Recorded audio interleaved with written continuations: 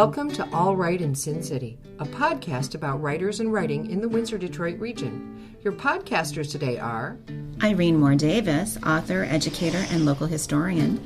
Sarah Jarvis, former bookseller, publishing rep, and literary festival chair. and me, Kim Conklin, Windsor-based writer and filmmaker.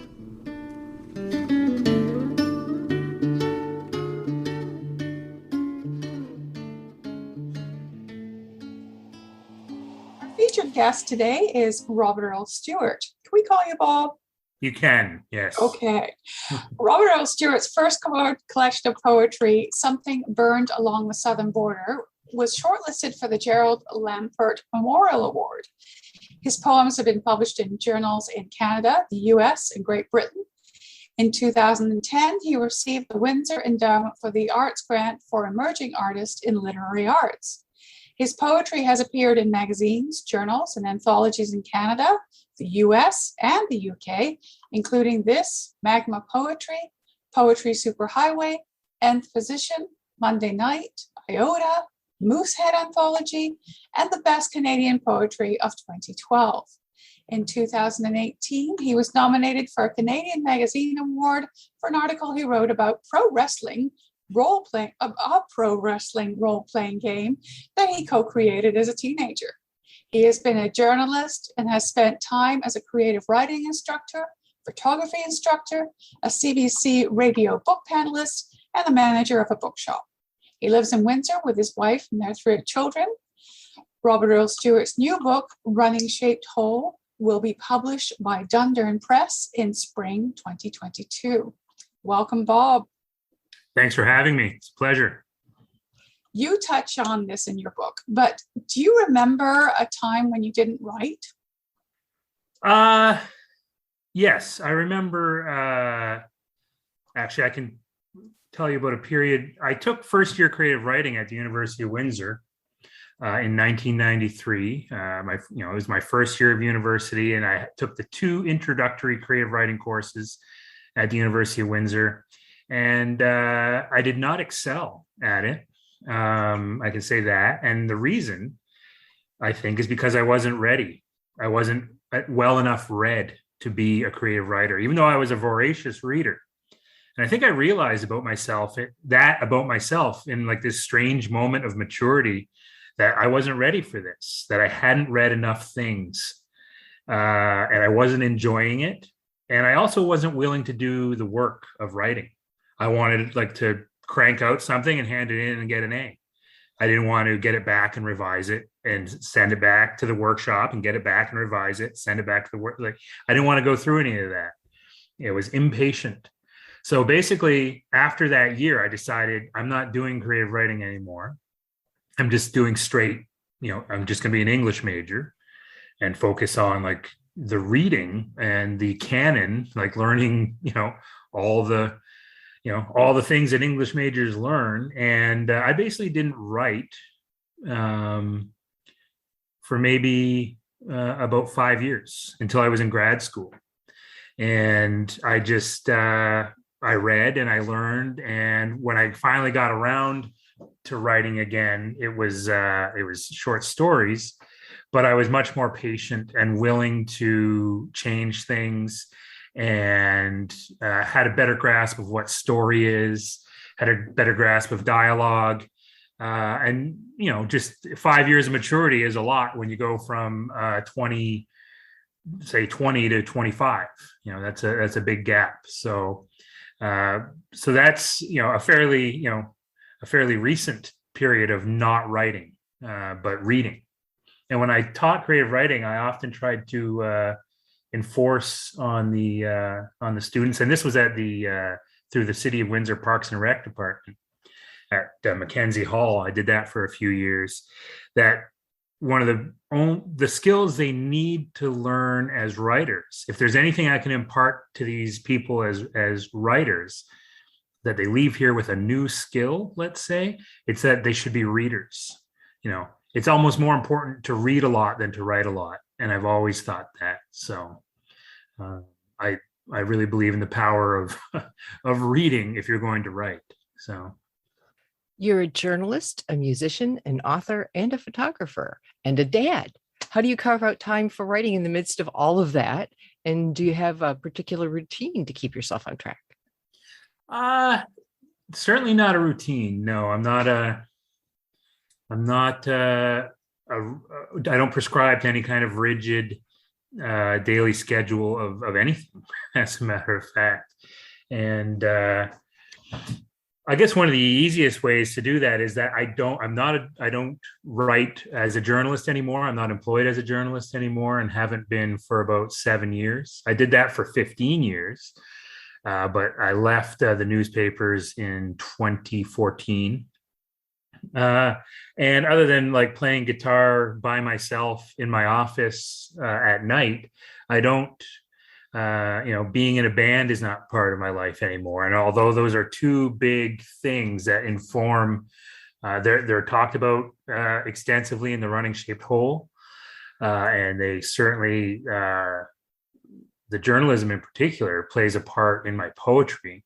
But they, if you eliminate those two things, I'm a photographer, a writer, and a dad, and a runner. So the running takes up a lot of time too. I was just out for a run this morning for about an hour. But it's I'm very blessed that I am able to work here at home and kind of be the the person who's at home during the day. Our kids are grown. They're teenagers, and but I'm able to do the things that I need to do to not only be happy but to get work done. But I don't obsess about if a day or two goes by and I haven't written anything. I don't think I'm failing, and I don't think that I'm not living up to other people's expectations. I do know people who preach a rigorous daily schedule of writing, and if that works for them, that's great. But I know that doesn't work for me. And like I just said earlier, when I'm not writing, I'm reading, and that's a lot of the work, is doing the reading of whatever it is: contemporary fiction, essays, poetry. So. You lived in Montreal for a time, but came back home, mainly for love, it seems. What impact does your connection to life in Windsor, Essex County have on your poetry and your prose? Well, I always tell people that Windsor, I always kind of refer to it as Canada's smallest big city. We all seem to know each other. People who, when I go out to the mall or to grocery stores, I'm always running into people I know. You can tack on 40 minutes every time I leave the house because I'm going to see people I know. And I think that's something about this part of Canada that gets left off of our map sometimes, is that there's a vibrancy here, but it's a strange one. It's not like Toronto. It's not like Montreal. It's not like Vancouver. In my opinion, it's more like Detroit, or it's more like Buffalo, New York, or even parts of New York City like Queens. Or Cleveland is another city I would compare it to. There's a rougher edge. And in my opinion, we're a little more real. And maybe that's just the relativism of this is where I'm from, so this is what's real to me. But I was just having a conversation with somebody yesterday. We were talking about Toronto, and I like Toronto, and I go to Toronto when it's, I haven't been there in a few years, but I do like Toronto. But when I'm in Toronto, I always feel like I'm in a foreign city. I feel like I'm not someone who's from here. When I go to Detroit, I feel like I'm in another neighborhood of the city I grew up in. So it's, Windsor has a reputation outside of, when I was in grad school in Montreal, I was the butt of a lot of jokes about being the hick from Windsor. And I'm like, I don't know how, there's like 250,000 people there. I don't think it's something that it's not a backwater. I don't live in, in an area that you could even consider close to being rural. It's a city, it's a large city. With, it has a university, it has massive factories, it has, small outlying suburbs. So I just think Windsor gets the short end of the stick a lot. But maybe that's our strength too. I kind of like the fact that it's, people from Windsor know, I think, what we have. And if you don't know that, I think you should get out there and explore it and figure it out, because it's, I never want to leave here. I don't have aspirations even to leave this house. I'm not looking to move anywhere. We're in Walkerville and I like it here. I grew up here, and this is where I want to stay. So I don't know if that answered the question, but that's a glorious answer. As your first two books were poetry, was it tempting to try to tell your running story in poetic form, or did you know it would have to be a memoir? I wasn't running when I did the poetry. That was actually, when I was, when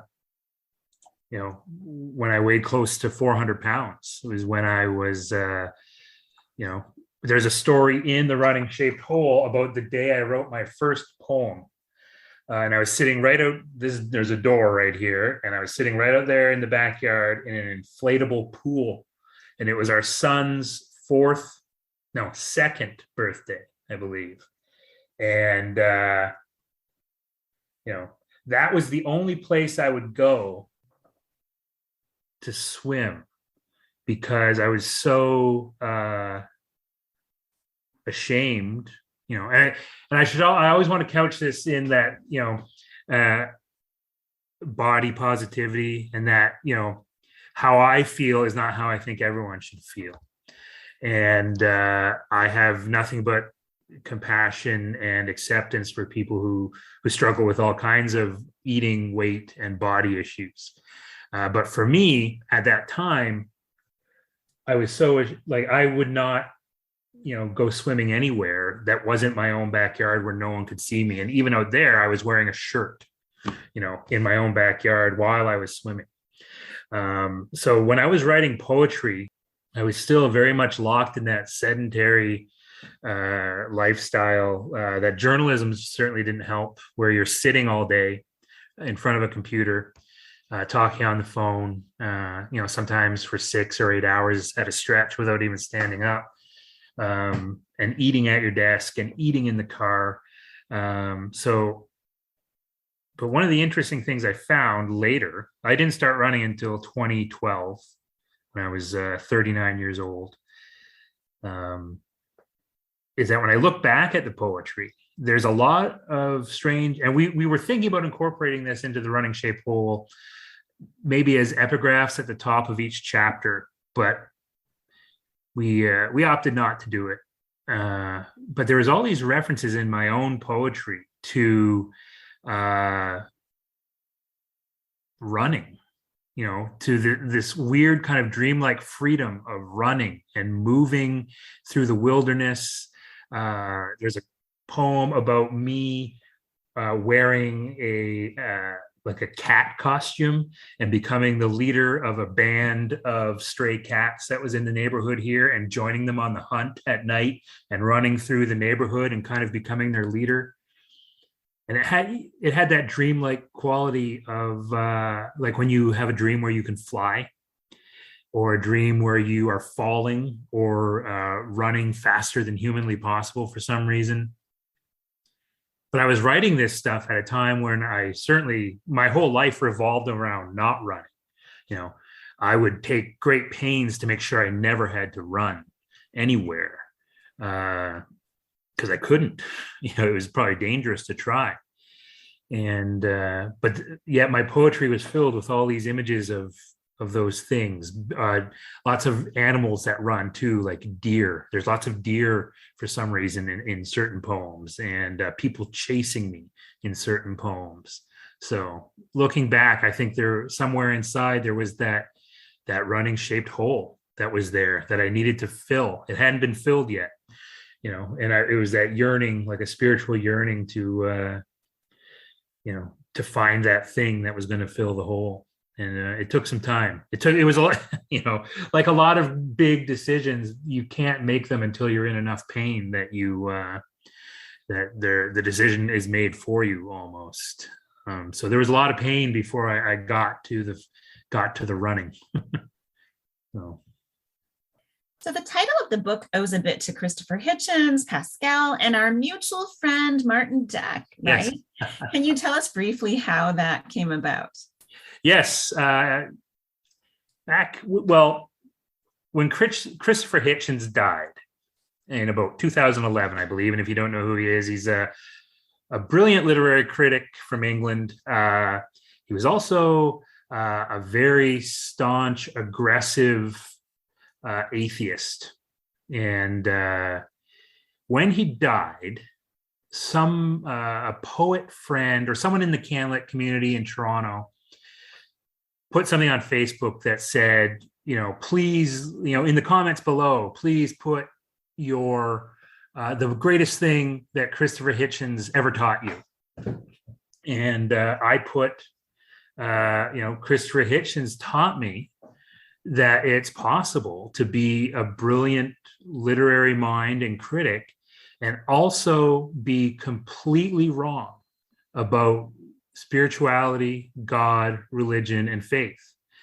And within minutes, I had people who had been at my book launches in Toronto and I had corresponded with over a number of years about poetry and Canadian literature, denouncing my work in the comments below this and just saying, wow, we thought we knew you. We thought you were smart. We thought you were cool. Turns out you're, some kind of religious nutcase who, disagrees with the great luminary Christopher Hitchens. And some of those people I've never talked to since. It's been a decade and they're just gone out of my life. And so this argument kind of ensued as they do on Facebook, particularly in the Canlit scene.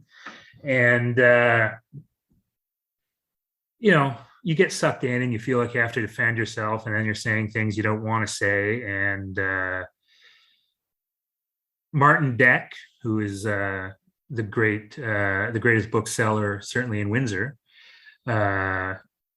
he was watching this unfold, not saying anything, just reading the comments. And he back channeled me and he just said, he commiserated with me. And he said, it just goes to show you that there's people out there who don't know that the whole is God-shaped. And I'd never heard this before. And I was struck by the profundity of what Martin had just said. And I wrote it down in a notebook. And a few years later, when I'm now writing The Running Shaped Hole and looking for a title, I was kind of writing a list of possible titles and kind of riffing on things. And I got to The Running Shaped Vacuum or something like that. And then I was like, what was that thing that Martin said that day? And I went and I looked through my notebooks and I found it. And I was like, The Running Shaped Hole, the God-shaped hole, the running shaped hole. And I'm like, that's perfect. So in the book, I tell this story about how Martin supplied the title. And when I told him, I said, you've given me the title for my book. It's called The Running Shaped Hole. And it's after that thing you said when Christopher Hitchens died. And then there was that argument on Facebook. And you said the God-shaped hole. And he says, yeah, but that's just Blaise Pascal. I was like, what? He's like, yeah, that's Pascal. It's from the Pensée. It's like, just go look it up. So I went and, of course, found the book. And now I knew who Pascal was. I just, wasn't widely read in Pascal and didn't know that phrase. So the passage that it's from the Pensée is now the epigraph to the book. So that's the little story. So thank you, Christopher Hitchens. God bless you, Christopher Hitchens. How about that? Okay. In Running Shaped Hole, you also mentioned the connection that your writing process has to the running, while also working on meditation. You say, when I'm running, I'm somewhere else interiorly. You also mentioned the concept of a place within the self. Could you expand on how those ideas affect your writing? Yeah. When I realized that, if you've ever driven for a long distance on the 401, well, any highway, but I imagine all of us have experienced this on the 401, you'll get to that point where suddenly you are like, my God, how long have I not been even thinking? It seems like I haven't even been thinking. It's been 40 minutes. We've traveled 100 kilometers. I don't even remember anything happening. And I found that was happening to me when I started running. And I think it's a combination of things. It's the obvious increase in respirations of the breath, the creation of the endorphins in the brain, and that, kind of, dissolve through your system. And for me, it's also the visual stimulation of being out in the city. I can't run on treadmills. I can't run on tracks. One of the things that running does for me is there's almost like a hypnotic rhythm of things passing by in my periphery. And I realize that on certain days, not every run, but certain runs, and I can tell you that the run I had this morning was one of them, you enter that phase where you aren't thinking of anything. You're not worried. You're not scheduling things in your head of like, oh, I got to do this today, then I got to do that. You're not working out problems. You're just running. And, I sometimes worry about that. Like, you can just run out into the middle of Ottawa Street and not really think about what you're doing. But so like any good meditation, from what I've learned over the years is that, it's not about forcing yourself to stop thinking. It's not about, forcing ideas away. It's just about kind of acknowledging and accepting them as they come and not latching on and letting them go. So when I return from a run, it's not that I have a whole bunch of ideas or a whole bunch of things to say or, a whole bunch of problems worked out. But what I have done is, and this is where I say, like, it's kind of like I've kind of entered that running shaped hole. I've kind of found it. It's like it's out there and I have to like go search for it like a portal, and you almost like go through it and you're in it and you exist there for a time as like it's like a different place. I feel like I've gone somewhere else and come back when I arrive back at the front door. And so yeah, in that place, I've just created some freedom to not be consumed with like day-to-day things. And then when you sit down to write later, you have like an energy, you've had a reprieve from other things that, allow you to focus, to get it down on paper or on the screen. So it's not like I'm doing writing in my head while I'm running. I'm just trying to, be open and receptive, and hopefully achieve some kind of state of blankness at the same time. So, yeah. What do you most hope that readers will take away from this book, from Running Shape Hole? Yeah, I've thought about that because I know that I'm going to be answering, that will come up, as we do like press things for the book next year and publicity things. I was very conscious of making sure it was never going to be marketed as a sports book. It's not, and it's not a how-to book about running. It doesn't include any, real hard pointers or advice about running. We were very conscious about not putting any running imagery on the cover of the book. If you've seen the cover, it actually has a donut on the front of it. and the donut has 2 bites out of it. It looks like a very quintessentially Simpsons-esque donut, like the classic round donut with a hole in it with like purpley pink icing and sprinkles. And I didn't ask for that. That was the cover designer, Laura Boyle at Dundurn Press, who came up with that. And I was delighted because I'm a Simpsons fan.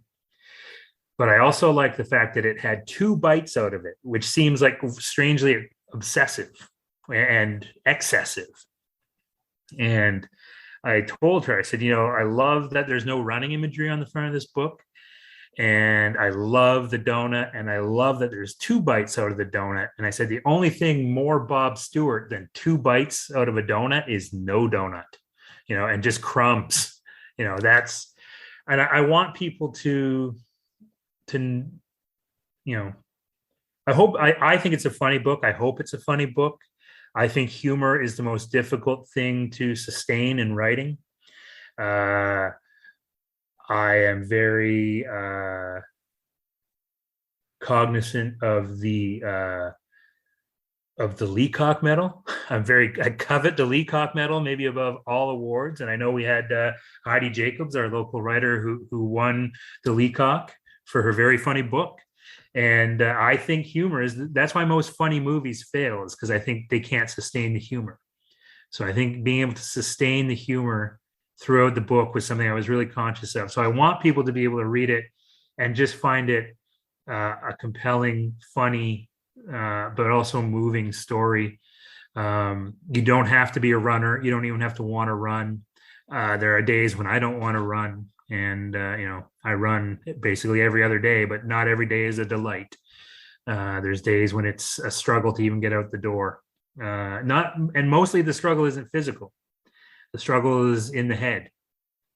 And I think that's an important thing that people who are maybe coming to this book, should know, that there's a lot of, it's about recovery.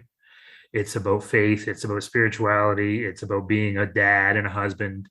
And, running just happens to be how I connect with a lot of those things. So it's about writing. It's about rock and roll too. It's about Windsor. It's about Detroit, Montreal, all those places appear. So Bob, what's your next project? And are you still writing poetry? I am writing poetry, but it doesn't come the way it used to. The first 2 books of poetry, the one that came out in 2009, Something Burned Along the Southern Border, and then Campfire Radio Rhapsody in 2011, they're basically, I realize now that they are just 2 books that came out of the same creative period. I'm very happy with them. I like them. I know other people like them. But there wasn't a great leap between them. They're basically very similar in a way. And so I got to this point where I was to write my 3rd book of poetry, and I was getting competing advice from poets and CanLit people. And there was a certain school of thought, you could almost call it the Toronto poetry scene school of thought, where it's like, your next book has to have a rigorous thesis. It has to be about an issue. It needs to have academic rigor. It has to be something that furthers a cause almost. It almost had to take on a political, life. And all these causes that people suggested to me were, meritorious causes. They were all good things. But I didn't feel it. It was like being told to, it was like being assigned the subject of your next book of poetry. It's going to be about, whether it was environmental issues or cultural, social issues.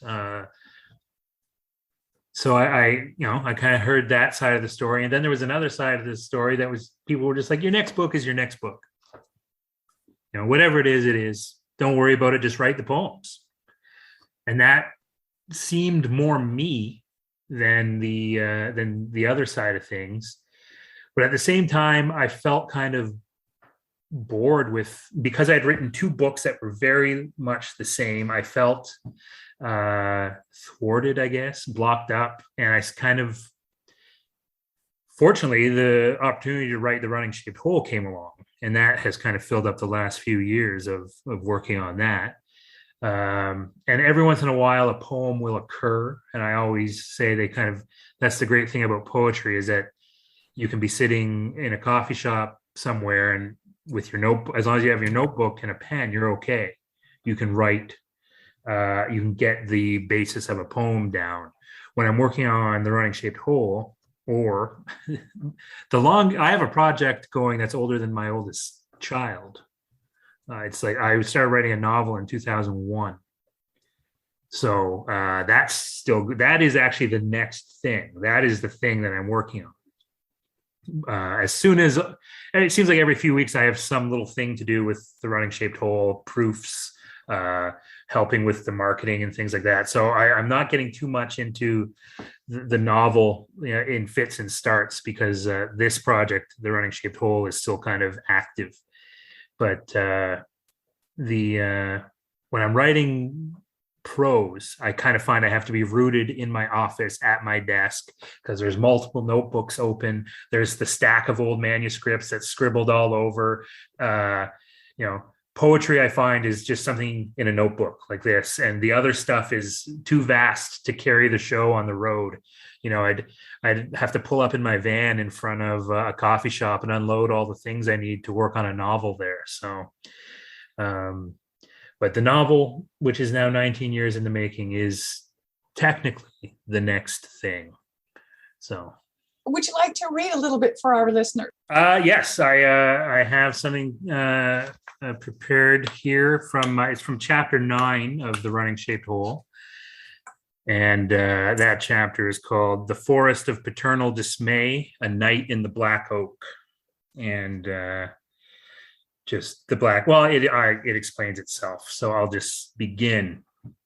Not to overstate anything or be too dramatic, but on a cold winter's night just before Christmas 2013, a plot of ancient old-growth forest on the banks of the Detroit River almost became my Gethsemane. On that night, I left the warm confines of our family home on Moy Avenue, dressed in my winter running gear, and drove to the desolate southwest corner of Windsor to Black Oak Heritage Park. I'd gone from nearly housebound, imprisoned by self-consciousness and fear because of my weight, to someone who went out in the dead of night, in the dead of winter, to test his physical limits. Trail running was good for that. Trail running in a polar vortex was even better. The small gravel lot at the entrance to the park was deserted when I pulled in. Stepping out into the night air, I felt the cold immediately penetrating the thin layers of my running tights and jacket. I donned my running gloves and toque, and, fussing to fit my phone into one of my jacket's small pockets, opted to leave it in the van and run without my running app tracking my progress. The running magazines and gurus often touted the occasional technology-free run. I knew it would take me just over an hour to travel the roughly 10 kilometers of looping trails that are packed into the Black Oak's 100 hectares before emerging from the trees into the safe confines of the parking lot. The best way to activate the moisture-wicking and heat-retaining tech fibers of my winter gear was to get moving. So I shut the van door, zipped up my jacket, pulled my merino wool buff over the lower half of my face, and set out on this solitary race against myself, my weight, my appetite, my nature, my fears. A wood chip path led through an open savanna into the forest proper, and once you were in amongst the old growth forest, the trails narrowed to the width of footfalls and began to loop deviously around the densely packed trees. It was one of those nights when the air is so cold and still that you can hear the crystalline tinkling of the snow. I turned on my headlamp, which illuminated an orb about 10 meters in front of me. But in the winding dark of Black Oak, I had little choice but to keep my gaze locked on the trail, a black ribbon of compacted earth that ran through the snow-white woods, just a meter or so in front of me. Soon, the clicking of the snow and the snapping of the branches disappeared from my consciousness, and all I could hear was my breath and my footfalls. The trail emerges from the forest at one point and crosses a second savanna behind the towering silos of the dainty rice plant. At another point, it drops down into a dry gulch that, when it's possible to get surer footing, you can clear with a single leap. The wild natural world of the wood is divided by a rail line, which passes through the park, bisecting it from east to west, and terminates at the towering grain elevators and derricks of the Morton Terminal at the river's edge, just beyond the Black Oak's southern reach. Although this was my first time running in Black Oak at night, it was maybe my 10th time there in the past 2 months, so I was familiar with the trail. I hit all the now familiar landmarks and vistas at all the expected intervals. Running in Black Oak offers definite physical benefits, varied cardio conditioning resulting from the wide variety of terrain encountered, and the building of stabilizing muscles in the feet and ankles as a result of the frequent tight turns. Running there also brought me a lot of peace. The trunks of trees constantly passing in the periphery, providing a trance-like visual stimulus that made the time spent winding through the hardwood, pushing myself toward exhaustion, slip by. And the truly great thing about running in Black Oak was that as long as you stay on the trail, if you commit to the path, it always loops back around to the parking lot. You don't really have to worry about where exactly you are. If you trust in the path, it will lead you home. And then I ran full tilt into a deer. Sensing its presence at the last second, I looked up into the headlamp illuminated trail in front of me and saw it standing there, a large buck with a menacing rack. It was too late to stop. I let out a heaving grunt as I collided with its flank and hindquarters. It barely moved. We stood inches apart, staring at each other in the cold gray light of the lamp, our breath intermingling in the beam. He held taut his pose on the trail, seemingly still convinced I could not see him despite our recent collision. He scraped a black slash in the trail with a hoof, snorted once, and went arcing off through the frosty foliage. There was a snapping of branches and the briefest rustling of brittle leaves, and then all was quiet again. I looked down at my body. The lamplight revealed a fine coating of deer hair glinting on my black running tights, fawn against the neon green and royal blue of my running jacket. It was hard to say how long I stood there, more enchanted than startled from my run-in with the deer, but it was probably less than 30 seconds. I knew I was about 40 minutes and roughly 6.5 kilometers into my run, about 25 minutes out from the van. The temperature was dropping. It was supposed to hit minus 20 degrees Celsius that night. It was time to get moving. And I will just intercede here and say, now from here, I proceed to get disastrously lost. The book goes into, some detail about that, but I realize I'm lost when I basically collide with a fence. I have a second collision. This time it's with a fence. And I realize I am not where I think I am. I thought I knew where I was. And here I am touting, if you stay on the path, it leads you home. But now I'm lost and it's nighttime, it's freezing, and I'm at a part of the park that I realize because I'm now down near Morton Terminal. I'm at the very southwest corner of Black Oak, where I thought I was almost back at the parking lot. So colliding with the deer, I realized, may have resulted in me inadvertently stepping onto an adjacent loop of the trail, virtually indistinguishable even in broad daylight from the loop of the trail I had been on just prior to impact. Then, when I had continued on my way, I was inadvertently heading into unfamiliar territory, traveling deeper into the woods than I had ever ventured before. As panic rose in my chest and the temperature continued to plummet, I tried to come to terms with the long run that was ahead of me if I wanted to get back to the van. Should I head back the way I had come, if I actually knew which direction that was, knowing that that was an hour's run? Or should I continue the way I'd been going? Was that less than an hour back to the parking lot? Did it even lead there at all? What if I just left the section of trail I was standing on and stepped over onto the loop that passed a few feet to my right? Would I be slashing 25 minutes off my efforts to get back to the warmth and safety of the van? Or would I be tacking on a heedless slog into the winter dawn in what I was beginning to think of as my desperate pursuit of survival? I don't remember what caused me to make the decision I made, but I found myself running again in what I figured was the direction I had been traveling when I was stopped by the fence. My hands ached from the cold seeping into my running gloves. Beneath my buff, partially frozen from my exhalations, my nose and cheeks burned. My toes could have been missing inside my shoes for all I could feel of them.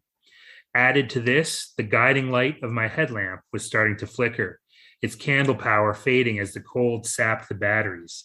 And my decision to go tech-free on this run was starting to look like the kind of tragic final decision people whisper about in small groups at funerals. Except it wasn't me I was worried about. My worry was focused on Jennifer and the kids, who would doubtless be worried sick about my having left the house for a run after supper and not returning. My thoughts raced beyond my control, and soon I was envisioning a police cruiser gliding to a halt in front of the house, 2 constables approaching the door, caps in hand, Jennifer collapsing to her knees in the exact spot I had been kneeling to retrieve that Luke Skywalker action figure from under the piano when I learned my mother was dead. The children gradually catching on that their father was gone, perished in a woodlot, found frozen in a deer-abandoned hollow, a victim of exposure, but apparently also having been kicked and gored to death by an aggressive buck. This was the never-ending sadness I had inflicted on them through my hubris, the enduring, lifelong absence of their husband and father right when he was finally getting his eating and weight under control. I had ruined their lives. My selfish, adventure-seeking behavior, this newfound obsession with running, had led me back into the center of their lives and then straight out again, petering out after ricocheting around like an entropic bullet in one of the country's most historically and ecologically significant stands of oak. I had failed them again. I had strayed from the path. Inadvertently or no, it spelled certain doom. More than once, I stopped listening for traffic, the conveyors of the terminal, the baying of hounds, the call of my rescuers, summoned by my frantic wife, desperate for my safe return. I have no idea how long I ran. Hours had passed, surely. My spatial and directional sense were confounded by the black oak. The phone I had opted to leave in the van rather than fuss with had a GPS compass, mapping apps, and a flashlight. It was also obviously a telephone, which I could have used to call for help. I could have called home to say goodbye. If I live, I will never leave my phone behind again, I promised myself. If I live, I will make my family proud of me. I will make them proud of my running. I will write a book about it. So we'll see what happens. We'll see if I made it. What an incredible excerpt. Thank you so much for sharing that with us. And thank you for joining us. Thank Robert. you very much. It was a pleasure. So when can we look forward to reading your book? When will it be out? The release date is February 22nd, 2022. So it's a spring 2022 launch. And that's with Dundurn Press. All right. Thank you again for joining us. It was great. Thank you very much. Thanks for joining us. Look for more episodes of All Right in Sin City wherever you listen to podcasts, or check out our website, allrightinsincity.com. For information and announcements of new podcasts, sign up to our email list or follow us on Facebook and Twitter.